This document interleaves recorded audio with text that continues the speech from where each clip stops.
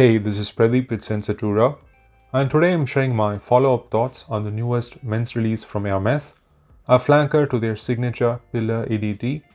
This is Terre Eau de Parfum Intense, a bit of a long name, could have been called Terre Intense, but I digress. I did an initial impressions on this some time ago.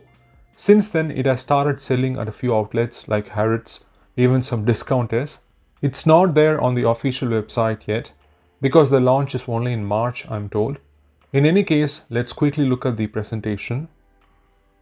It's very similar to the rest of the line, except it's a darker brown. In fact, my friend showed this and asked me, "Hey, have you smelled it?" And I was like, "What, of course." And then I saw the printing EDP Intense below the name of the fragrance and realized it's the newest release. The base design of the bottles is the same. Here it is side by side with the EDT for comparison. It just says EDP Intense. The main difference is this darker reddish brown lava color on the sides, contours, and the H-shaped bottom, instead of orange, which has a connection to the theme of the fragrance. It is supposed to symbolize the mark left on the earth, and the glossy shoulders are to reflect the sky. The cap is matte black and removable, like it was in Eau Givrée, as opposed to the twist and slide cap in the earlier editions. It is also thicker, heavier, and feels like backlight. The fragrance itself is almost colorless, as opposed to the yellow shade the rest of them had.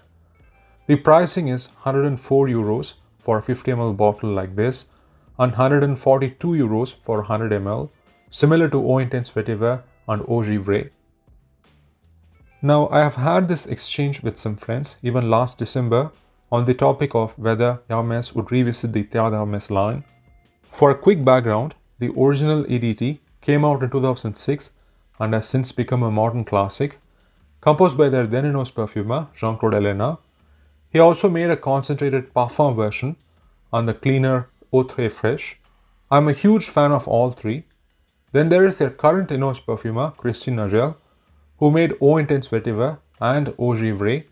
The later replaced Très Fraîche, which had to be discontinued because of chemical restrictions. Meanwhile, they started the H24 line, which has 3 flankers already. So naturally the expectation was they would do an H24 Parfum this year. But instead, we have gotten a new Terre d'Hermes. Not sure if it's because of the overall reception of the H24 line. Hermes actually prefers to sell less. They are not behind on business whatsoever, like other fashion brands. In fact, they are thriving and even gave out significant bonuses last week to all their employees.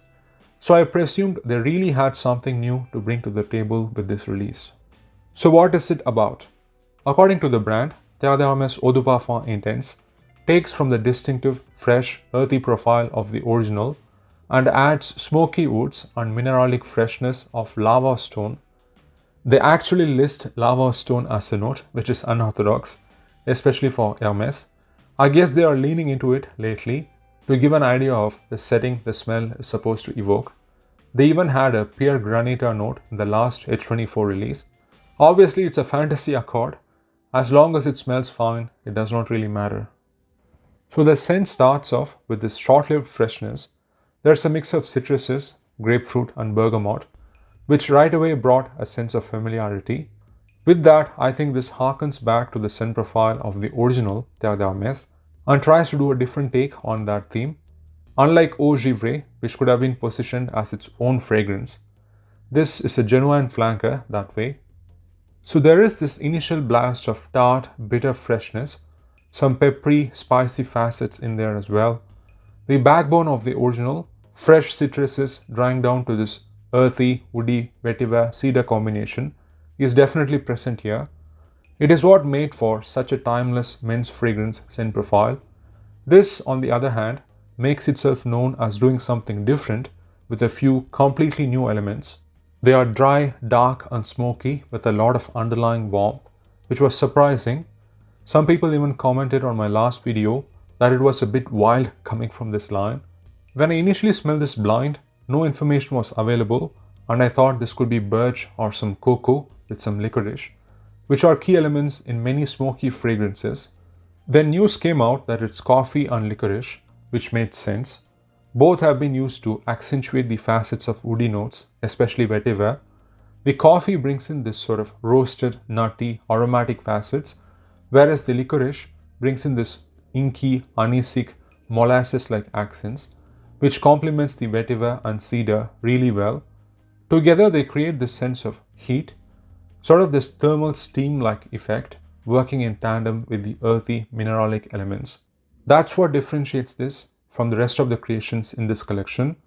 You can experience this kind of juxtaposition in the likes of Dior's Vetiver, their discontinued Privé, Frederic Malt's Vetiver Extraordinaire, and even the newest Vetiver Parfum from Guerlain. There may even be a hint of Sauvage Elixir in here, possibly because of the licorice, except they have done it in this weightless signature of the line. It's not too dense or dark, does not go in the barbecue direction. There's not a lot of sweetness trying to compensate for it either. It does not come across edible or gourmand, or as figurative as some full-on coffee-based fragrances like Follow by Kerosene or Awake from Acro. This combo is more so used to create this ashy, dry, charcoal, kind of black carbon-like aroma. If you have used those natural carbon soaps or just smelled boiling water on some charcoal, you know the smell. I like it. I would not be surprised at all if some people are finding it off-putting. It's not particularly challenging or anything. It's just pushing the approachable smell a bit further while still being abstract, trying to create that volcanic setting, which is apparently the inspiration for this fragrance, according to the perfumer. So with this, it is going to a different terrain, from the red-orange earth of the original to this dark, rocky setting. It is not just the same Terre, it's more ashy. Might as well call it Cendre d'Hermès. It is not as heavy on the flint or the metallic aspects, which I thought was a good change. As it dries down further, the darker notes take a back seat and it settles down on a familiar territory for Terre d'Hermès. The earthy, woody aspects of the cedar and vetiver come through, except here there is an ambery undertone, which is pretty much what the actual wearing experience is like.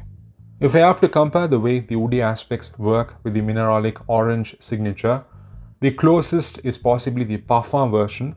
It is the one which focuses a lot on the earthy, mossy aspects from the line. Speaking of which, I also get some earthy patchouli as this dries down, which continues with the woody aspects. Altogether, this woody, earthy scent with hints of those darker notes on the citruses is how the overall wearing experience is. Now coming to the performance, this is where I was a bit let down. I am certainly not one to go on and on about performance. The Terre d'Hermès line, or Hermès in general, is not known for huge fragrances. Even their parfum is not that big, but with the brief intense in the name, the kind of notes it has, and even the way it opens, I was expecting this to be a lot more tenacious. Unfortunately, after 30 minutes or so, it starts sitting closer to the skin. Still, I was able to pick it up throughout the day, but the diffusion is quite soft. I find the way it performs to be along the lines of Eau Intense Vetiver. The parfum remains the strongest in the line. If that is a trade-off to not smell of harsh, aggressive chemicals like woody ambers or akigala wood or something, then I'm fine with the compromise. Occasions are obviously going to be fall and winter, cold weather conditions basically. I don't think it is as versatile as the rest of the collection.